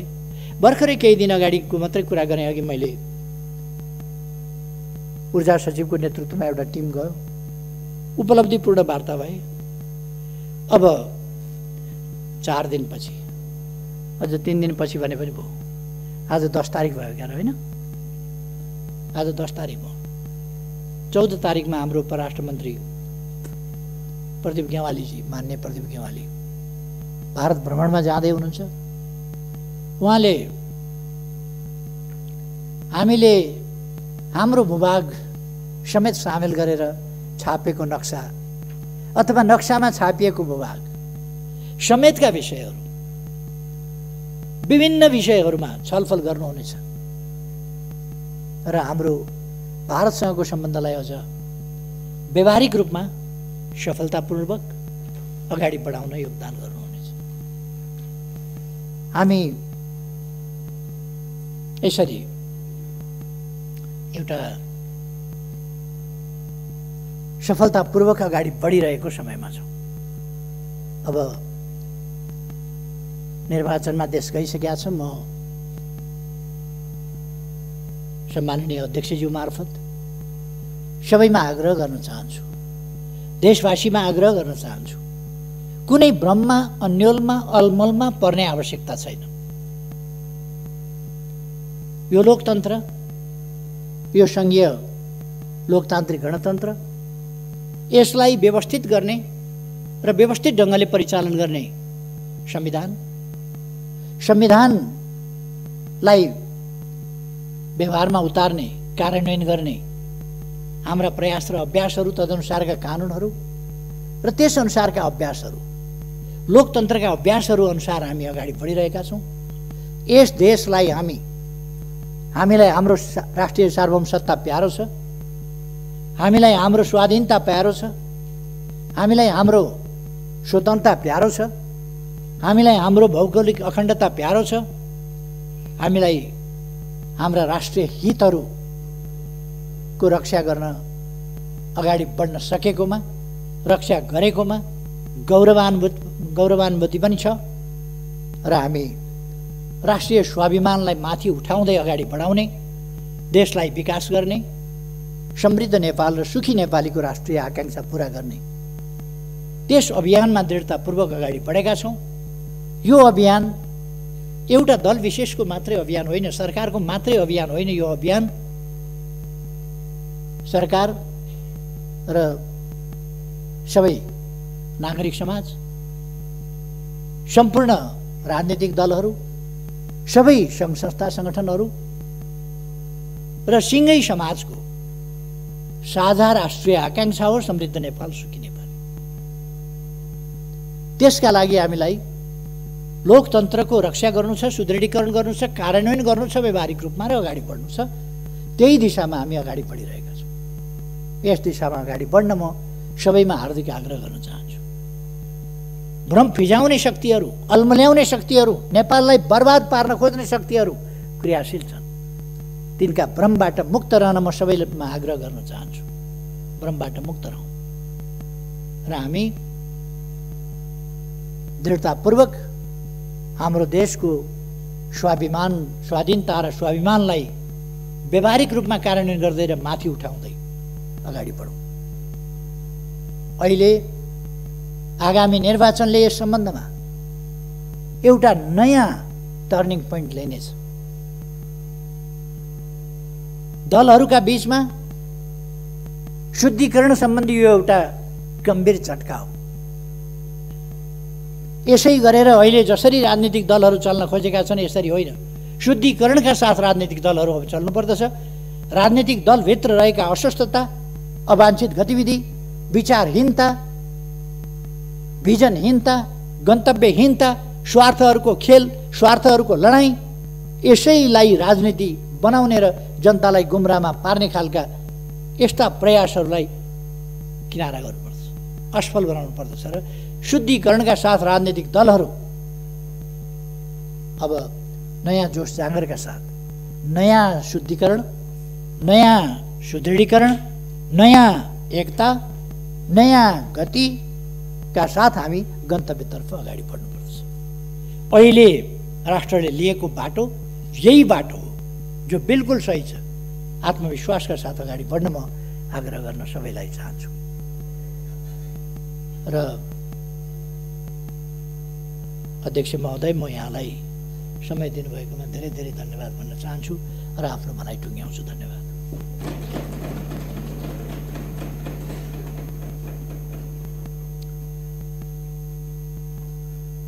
माननीय सदस्यहरू, राष्ट्रिय सभा नियमावली 2075 को नियम 192 बमोजिम सम्माननीय प्रधानमन्त्री केपी शर्मा ओलीले दिनुभएको वक्तव्यका सम्बन्धमा केन्द्रित रही प्रश्न सोध्न चाहनुहुने माननीय सदस्यहरूलाई समय उपलब्ध गराउँछु। समय 1 मिनेटको हुनेछ।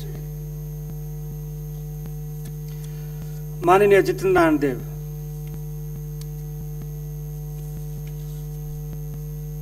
सम्माननीय अध्यक्ष महोदय, अहिले भर्खरै राष्ट्रसभाको यो गरिमामय सदनमा सम्माननीय प्रधानमन्त्रीज्यूले देशको राजनीतिक परिस्थितिको बारेमा र संविधानको व्याख्याको सन्दर्भमा जे कुराहरू प्रस्तुत गर्नुभएको छ त्यसप्रति पूर्ण असहमत हुँदै म उहाँलाई धन्यवाद दिन चाहन्छु कि सम्माननीय प्रधानमन्त्रीजी आफै आएर आफ्ना कुरा राखेर यो राष्ट्रसभाको गरिमा र ओज बढाइदिनु भएकोमा। र एउटा प्रश्न सोध्न चाहन्छु सम्माननीय अध्यक्ष महोदय कि सम्माननीय प्रधानमन्त्रीजी आफै दाबी गर्दै हुनुहुन्छ कि नेकपाभित्र पनि र नेकपाको संसदीय दलभित्र उहाँ बहुमतको कमान्ड गर्नुहुन्थ्यो, तर आफ्नै केही साथीहरूले उहाँलाई काम गर्नबाट रोके र पुरै पार्लियामेन्टको 64% उहाँ कमान्ड गर्ने सम्माननीय प्रधानमन्त्रीजी हुनुहुन्थ्यो भन्नु उहाँ दाबी गर्दै हुनुहुन्छ। भन्दाखेरि एकातिर पार्टीको प्रथम अध्यक्ष पनि र संसदीय दल। माननीय परिमला कुमारी।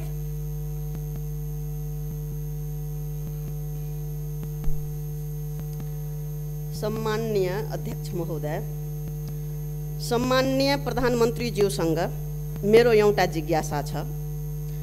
2007 सालको संविधानलाई राणाहरूले तुहाए, 2017 सालमा राजा महेन्द्रले कु गरे, त्यस्तै राजा ज्ञानेन्द्र शाहले लोकतन्त्रको घाटी निमोठे।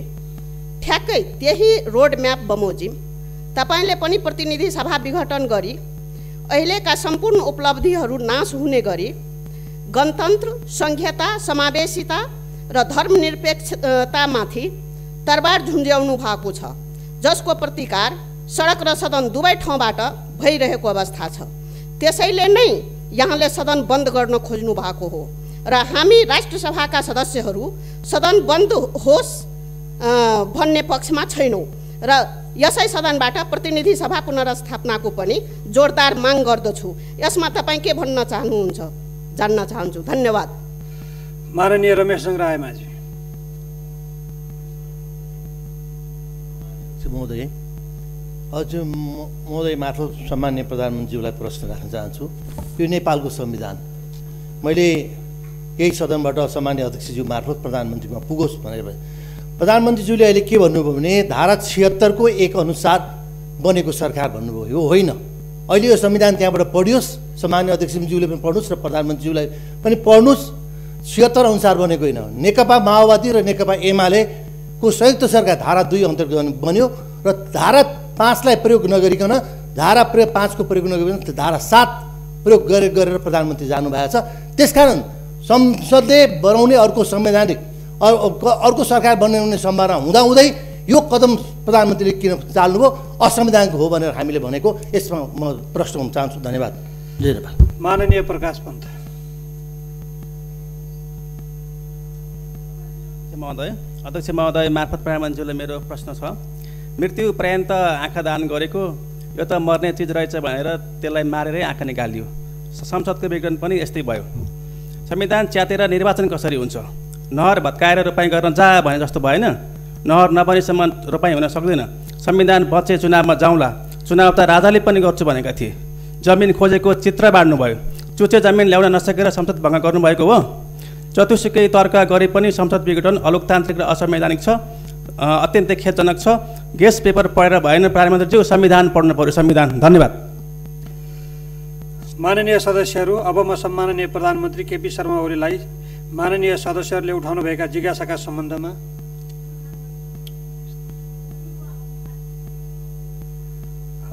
माननीय सदस्यहरू, माननीय अनिता देवकोटालाई म 1 मिनट समय दिन्छु।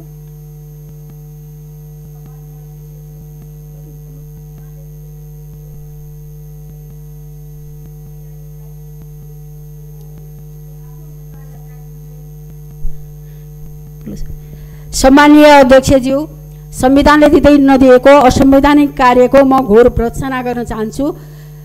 आफ्नो सत्ता यात्रा टुङ्गिँदै गर्दा संसदको घाँटी रेट्न पछाडि नपर्ने प्रधानमन्त्रीले कसरी निर्वाचन गर्छ भनेर म प्रश्न गर्न चाहन्छु। त्यसै गरी धनगढीमा भएको आमसभामा निर्मला पन्तको बलात्कारी खै भन्ने टी सर्ट लगाएकोलाई समातियो। अब के संविधानको मौलिक हक अन्तर्गत धारा 17 पनि विघटन भएको हो भनेर म सोध्न चाहन्छु। र त्यसै गरी संविधानको 101 मा महा लेखेको छ, 119 मा राज लेखेको छ। यहाँले महाराज घोषणा गरियोस् भनेर राष्ट्रपति कहाँ पठाउनुहोला, राष्ट्रपतिले त्यो विज्ञप्ति जारी गर्नुहोला। के हामीले महाराज भनेर मान्ने? माननीय सदस्यहरू, अब म सम्माननीय प्रधानमन्त्री केपी शर्मा ओलीलाई माननीय सदस्यहरूले उठाउनुभएका जिज्ञासाका सम्बन्धमा प्रश्न पार्नका लागि समय उपलब्ध गराउँछु।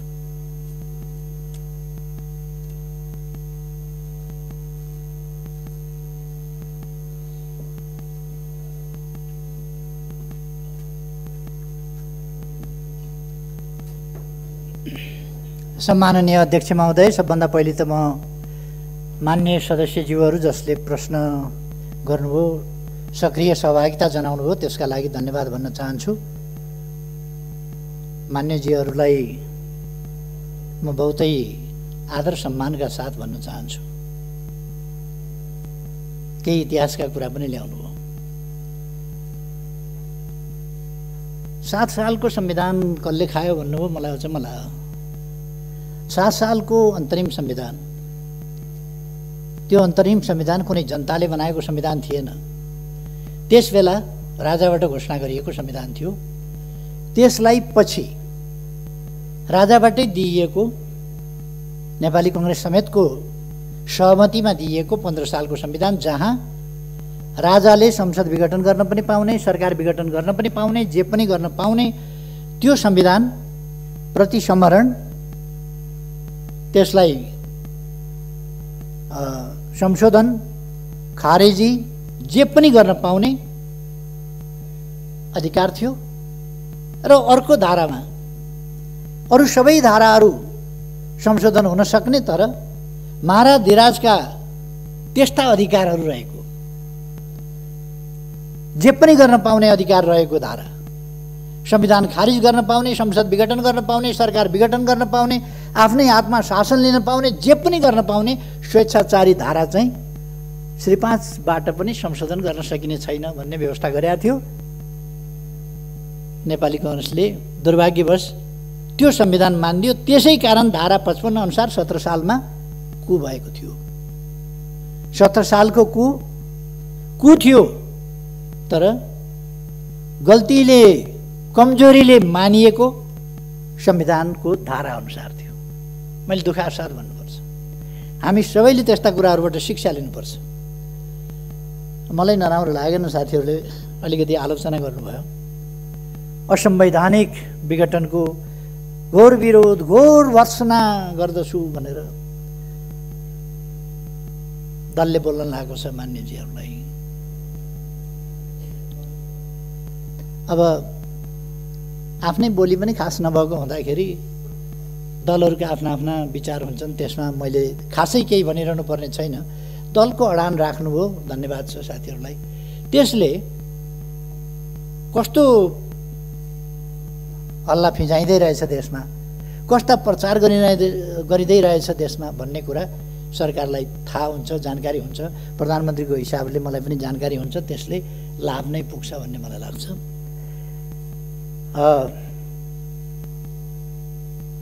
महा र राज जोडेर महाराज बनाउनु पर्ने कठैभरि कुन दुनियाँमा हुनुहुन्छ? राष्ट्रपतिलाई हामीले जम्मी प्रधानमन्त्रीले गरेको सिफारिस अनुसार लाछाप लाउने मात्रै हिसाबमा एउटा सेरेमोनियल रूपमा राष्ट्रपति राखेका छौँ। अनि राष्ट्रपतिले के एक्टिभ राष्ट्रपति चाहियो हामीलाई? प्रधानमन्त्रीले गरेको सिफारिस नमान्ने, आफ्नै ढङ्गले चल्ने राष्ट्रपति चाहियो हामीलाई? महाराज धिराज जस्तो राष्ट्रपति चाहियो हामीलाई, हुकुम तामेल गर्ने? त्यस्तो राष्ट्रपति हामीले खोजे होइन। हामीले खोजेको सम्मानित राष्ट्रपति भनेको सेरेमोनियल राष्ट्रपति, जसले सम्मानित संस्थाको रूपमा, संविधानको रक्षक र पालकको रूपमा मर्यादामा बसेर काम गर्छ, त्यस्तो राष्ट्रपति खोजे हो। न कि हामीले संविधान अनुसार नचल्ने, संविधानले तोकेका कर्तव्य पालना नगरेर संविधानभन्दा बाहिर गएर स्वेच्छाचारी ढङ्गले चल्ने राष्ट्रपति अहिलेको संविधानको कुरा पनि होइन र हामीले ल्याएको प्रणालीको कुरा पनि होइन, हाम्रो संविधानको व्यवस्था पनि होइन। त्यसकारण राष्ट्रपतिप्रति केही पुरातनपन्थी सोचका मान्छेहरू, केही मुलुकलाई पछाडि फर्काउन चाहने तत्त्वहरू अथवा आफ्नो संकीर्ण दलीय स्वार्थको हिसाबले राष्ट्रपतिको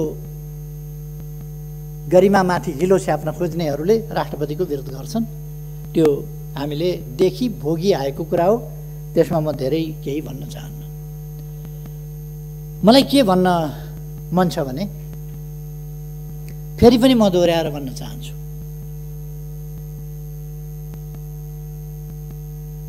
यो सरकार संविधानको धारा 76 को उपधारा 1 अनुसार बनेको होइन भन्नु। फागुन 3 गते भन्दा त्यस रूपमा बनेको होइन। फागुन 14 गते विस्तार हुँदा त्यस रूपमा विस्तार भएको होइन। चैत 2 गते पूर्णता प्राप्त गर्दा पनि त्यस रूपमा भएको होइन। त्यति बेला 2 वा 2 भन्दा बढी सरकारकै हिसाबले थियो। तर जब 2 पार्टीहरू मिलेर एउटै संसदीय दलको नेता छाने, 2 पार्टी मिलेर एकीकरण भएर एउटै पार्टी बनेर बहुमतको सरकार बनाए, त्यो सरकार बहुमतको सरकारमा परिणत भयो, संविधानको धारा 76(1) को सरकारमा परिणत भयो।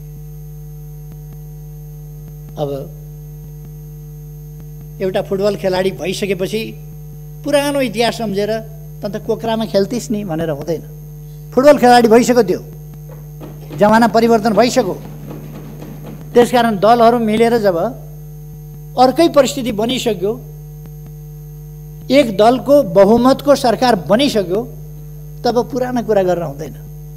त्योभन्दा अगाडि भन्ने हो भने चुनाव लडिरहेका बेला मैले नेतृत्व गरेको दल विपक्षमा थियो, त्यस बेलाका कुरा गरेर हुन्छ। अहिले समय गतिशील छ, परिवर्तनशील छ, त्यसअनुसार नै चुनावी तालमेलका साथ लडियो, चुनावी गठबन्धनको बहुमत बन्यो, त्यसकारण गठबन्धनको बहुमतको सरकार बनाइयो। त्यसपछि दुईटै दलहरू मिलेर एउटा दल बन्यो, एकै दलको बहुमतको सरकार बन्यो। त्यसकारण त्यो एकै दलको बहुमतको सरकार होइन र त्यो। अब यसमा पनि तर्कलाई कुतर्कतिर लान मिल्छ। त्यसकारण यो एउटै दलको बहुमतको सरकार हो र एकै दलको बहुमतको सरकार भएको हुनाले धारा 76 को उपधारा 1 बमोजिमको हो। त्यसपछि अरू विकल्प रहेनन्। मैले संसद विघटनको सिफारिस गर्दासम्म म सर्वसम्मत बहुमत प्राप्त दलको संसदीय दलको नेता हुँ, सर्वसम्मत नेता। कुरा त्यो हो।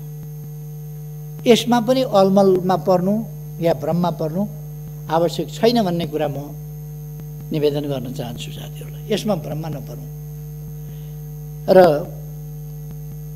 मेरो सुझाव के छ सबै साथीहरूलाई भने, अब यो तर्क वितर्कमा लाग्नुभन्दा तपाईँहरूलाई त आनन्द छ, चुनाव लड्नु पर्दैन। तर यस राष्ट्रिय सभाको गरिमामय अवसर मैले जो बोल्ने पाएको छु त्यसबाट म चुनाव लड्नेहरूलाई भन्न चाहन्छु, राष्ट्रिय सभामा त ठिकै छ, तपाईँहरू त स्थायी संसद भएको हुनाले, स्थायी सभा भएको हुनाले राष्ट्रिय सभा त चल्छ।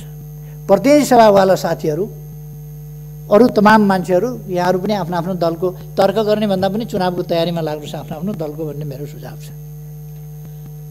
मैले धेरै केही भन्नुपर्ला जस्तो लाग्दैन। म साथीहरूलाई हार्दिक धन्यवाद दिन चाहन्छु, सक्रियतापूर्वक सहभागिता जनाउनु भएको छ। खास गरी मैले बोलेको कुरामा कुनै दल विशेषको प्रतिनिधिले असहमति जनायो कि जनाएन भन्ने कुरा दर्ज गर्नका लागि साथीहरूले जुन असहमति जनाउनु भएको छ, स्वाभाविक रूपमा दलीय प्रणालीमा म लिन्छु। त्यसलाई साथीहरूलाई म धन्यवाद दिन्छु, कमसेकम आफ्नो दलको विचार दर्ज गराउनु भयो, धन्यवाद छ। अध्यक्ष महोदयलाई मलाई समय दिनुभएकोमा फेरि धन्यवाद भन्न चाहन्छु। धन्यवाद। माननीय सदस्यहरू, अब सम्माननीय प्रधानमन्त्री केपी शर्मा ओलीलाई थारू आयोगको वार्षिक प्रतिवेदन 2076-77 सभा समक्ष पेश गर्न समय उपलब्ध गराउँछु।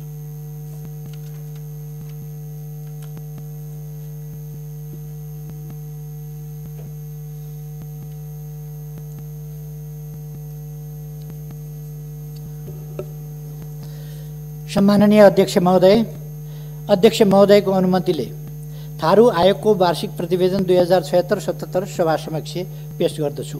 धन्यवाद।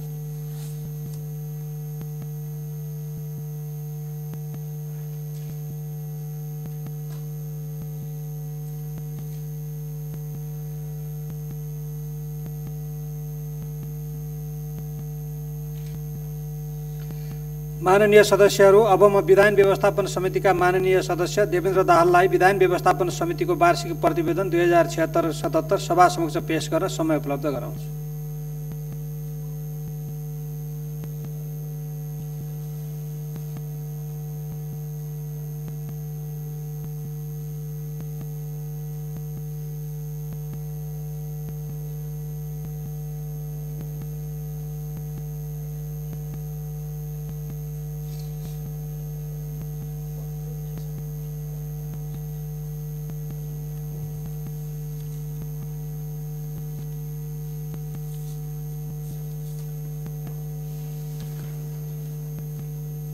सम्माननीय अध्यक्ष महोदय, राष्ट्रिय सभा नियमावली 2075 को नियम 159 को उपनियम 4 बमोजिम आर्थिक वर्ष समाप्त भएको मितिले 3 महिनाभित्र समितिको वार्षिक प्रतिवेदन पेश गर्नुपर्ने प्रावधान रहेको र सङ्घीय संसदको यस अधिवेशन 2077 असार 18 गते अन्त्य भए पश्चात अहिले जारी यस सभाको अधिवेशनमा प्रस्तुत गर्ने प्रयोजनको लागि समितिका माननीय सभापति परशुराम मेगी गुरुङ विशेष कारणवश भन्नाले उहाँ चाहिँ कोरोना पोजिटिभ देखिएर अहिले आराम गरिरहनु भएको अवस्थामा छ, उपस्थित हुन नसक्नु भएको हुँदा उहाँले तोकिदिनु भयो बमोजिम म विधान व्यवस्थापन समितिको वार्षिक प्रतिवेदन पेश गर्नको लागि उपस्थित भएको छु। यस प्रतिवेदनमा मिति 76 श्रावण 1 गतेदेखि 77 आषाढ मसान्तसम्म समितिबाट भए गरेका काम कारबाही, विधेयकहरूको अवस्था, सदस्यहरूको उपस्थिति, निर्णय र प्रतिवेदनहरू समावेश गरिएको बेहोरा जानकारी गराउन चाहन्छु।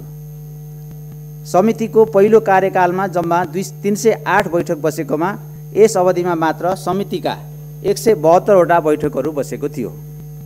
यसका अतिरिक्त समिति अन्तर्गत गठित विभिन्न उपसमितिहरूका समेत बैठकहरू समावेश भएका थिए। समितिले आफ्नो कार्यक्षेत्र अन्तर्गतको कार्य सम्पादन गर्ने क्रममा सबै पक्षको सहयोग, सहकार्य, समन्वय तथा समितिलाई प्राथमिकता दिई लोकतान्त्रिक विधि र नवप्रवर्धन अनुरूपको कार्य सम्पादनका लागि सदैव प्रयासरत रहँदै आएको छ। साथै समितिले आफ्नो काम कारबाहीलाई व्यवस्थित र प्रभावकारी बनाउनको लागि समितिको बैठक सञ्चालन कार्यविधि 2075 र ऐन कार्यान्वयन मापन तथा अध्ययन र अनुसन्धान कार्यविधि 2075लाई मुख्य आधारको रूपमा लिएको छ।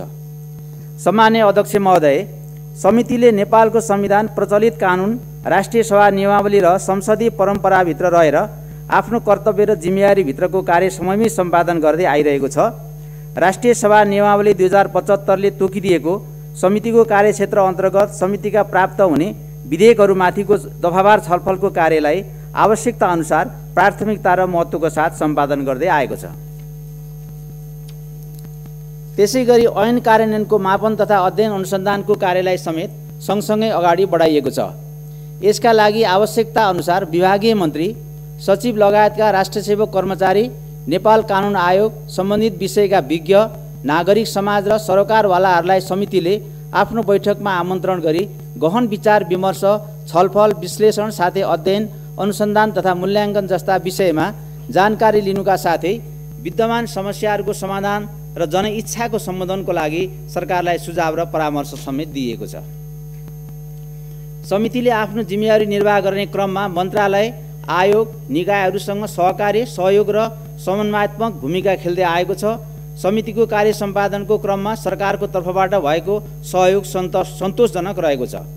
यद्यपि ऐन कानुन सम्बन्धी नीतिगत विषय, सरकारबाट प्रस्तुत हुने विधेयकको गुणस्तर, यसलाई समृद्ध बनाउने विषय र ऐनको कार्यान्वयनको विषयमा भने थप समझदारी, सहकार्य र समन्वयको आवश्यकता महसुस गरिएको छ।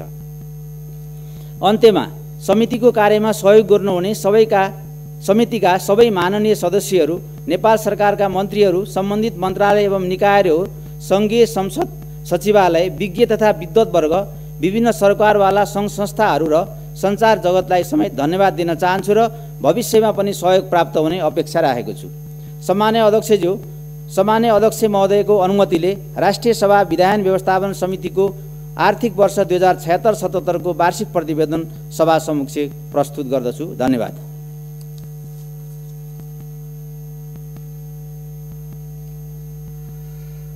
माननीय सदस्यहरू, अब म 7औं अधिवेशन अवधिमा राष्ट्रिय सभाबाट सम्पादन गरिएका मुख्य काम कारबाहीको संक्षिप्त विवरण सभा समक्ष जानकारी गराउँछु। सङ्घीय संसद राष्ट्रिय सभाको 7औं अधिवेशनको पहिलो बैठक मिति 2077 साल पौष 17 गते शुक्रबार अपराह्न 4 बजे प्रारम्भ भई 2077 साल पौष 26 गते आइतबारसम्म जम्मा 10 दिन चालु रह्यो। यस अवधिमा बैठक बसेका 4 दिनहरूमा 4वटा बैठक बसी 7 घण्टा 5 मिनेट सभाको काममा व्यतीत भयो। यस अधिवेशन अवधिमा सभामा देहाय बमोजिम 7वटा अध्यादेशहरू पेश भए। 1. संवैधानिक परिषद काम कर्तव्य अधिकार र कार्यविधि सम्बन्धी पहिलो संशोधन अध्यादेश 2077। 2. तेजाब तथा अन्य घातक रासायनिक पदार्थ नियमन अध्यादेश 2077। 3. नेपाल प्रहरी र प्रदेश प्रहरी कार्य सञ्चालन, सुपरिवेक्षण र समन्वय पहिलो संशोधन अध्यादेश 2077। 4. सामाजिक सुरक्षा पहिलो संशोधन अध्यादेश 2077। 5. औषधि तेस्रो संशोधन अध्यादेश 2077। 6. यौनिक हिंसा विरुद्धका केही ऐनलाई संशोधन गर्ने अध्यादेश 2077। 7. फौजदारी कसुर तथा फौजदारी कार्यविधि सम्बन्धी केही ऐन संशोधन गर्ने अध्यादेश 2077। यसै अधिवेशन अवधिमा उठेका एवं समसामयिक विषयमा सम्माननीय प्रधानमन्त्री केपी शर्मा ओलीले सभामा वक्तव्य दिनुभयो। त्यसैगरी यसै अधिवेशन अवधिमा सम्माननीय अध्यक्षबाट जारी भएको राष्ट्रिय सभाका समितिहरूको गठन सम्बन्धी आदेश 2077 सभामा पेश हुँदा सर्वसम्मतिबाट अनुमोदन भएको थियो। यसै अधिवेशन अवधिमा सभाले माननीय वामदेव गौतमलाई राष्ट्रिय सभा अन्तर्गतको दिगो विकास तथा सुशासन समितिमा मनोनयन गर्यो। त्यसैगरी यसै अधिवेशन अवधिमा मधेसी आयोगको वार्षिक प्रतिवेदन 2076-77 र थारू आयोगको वार्षिक प्रतिवेदन 2076-77 सभा समक्ष पेश गरिएका थिए। यसै अधिवेशन अवधिमा दिगो विकास तथा सुशासन समितिको दिगो विकास तथा सुशासन समितिको वार्षिक प्रतिवेदन 2076-77 र विधायन व्यवस्थापन समितिको वार्षिक प्रतिवेदन 2076-77 सभा समक्ष पेश गरिएको थियो।